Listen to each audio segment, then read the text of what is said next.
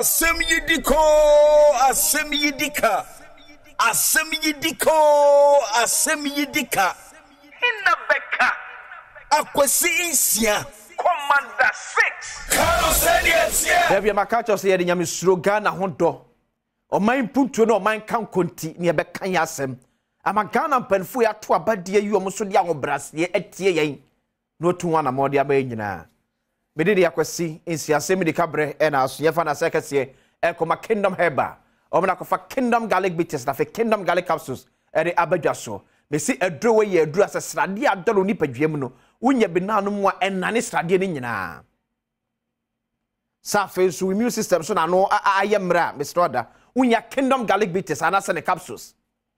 e ma immune system na no aye new kingdom TC power capsules e me ma na dronie Bema pebina nom nenyo ni pedwen modro saw yade ti simpa ma bema mema yosem wopem no ebe ni nyina de free wonom tremendous capsules ne so ne enwan ma dia yede yi white asadfofo ne odepu afadfofo ne odepu yede yi nyina de free wonom de ama gana ba bi eton do bi akwa asebe ka bi ato fofo ne enchire o kan shi drug lane Kingdom Herbal Center asye kese wonom na na frɛ 0275-804-064 0275-804-064 and 0302-938-153 0302-938-153 Kingdom was no challenge. I want to say asne ebe yade asemi di kadwumade ebrom and on a quick one ma menchire wadi be ade bi because na am say ye kodi bro nyanso nti no ano ye den enkwada ne mafo a esre sika e won kwanche no ano ya yedin papa now when him say I think it this year or last year and a gender minister no I think somewhere 2018 or yes I mean kind of year gender minister me catch there say na Ghana mamra ni tia so bi be sika okwan etuti sa ankofo na osomfo mu nyina mu Jessica na de ma no Ghana mamra no akuri tia sa de no but the question is especially kwada na wom na se yen se na hunu mawofo no se e form na free kwa no en fa de do moko eno mu ade bi wo airport run about and you see enye gender ministry enye airport run about airport ne didi ko Ghana ye international airport ke se pa o mamu Kotoka international port na amanfo gira wo esre sika debi ye gia amanfo fel so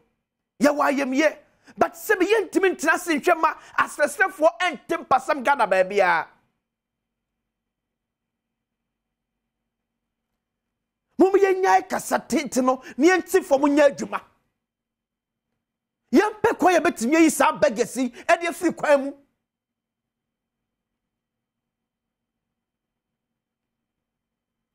By can't just join news Adom mama I'm sure video bi Mami on also free em say Bono baby ne ba enkran all the way from Bono to enkran besriska Share video yi on join news on come twe o mo twe Fi ahina watena ha say obisiska Oh me ba njere ba ha menya mfi afikura menya e Na ade na we free fear den na ma wo free fear obetena ha o sresra de me yare ani ahochire me ara me yare ntemeto e mentemena nte papa so me brand na wo me brand so no woni adwuma ye ente ayesa no ahochire wo mu ana me so te sa de ameme kwa nkran ampani me ba ye no sresra kakra ana menya me didi Entino ede wo wetena se unya ska hina ya unya oh ya nya mom ya ebia no se meto we hwe sika menya ye ni o enne na me ba ye sika menya ye nro nokte pesos and na we so far in na wenya what's it the whole day no na wenya oh there be ho ai te menya ba ya 10 cedi there be ho ncha 15 cedi te menya na there be ho so enya kura no ana ya bodos ya yete we nti so unya sesika na eson de na oba yende ni bi oba man oba yan manage sa Uni nkola obi eni ho behwe o. No de me ba. Ba o tin fa. Mete mo baby a me frɛ pa na e frɛ atabugo. Aye what is it? Buno line. O frɛ ta eti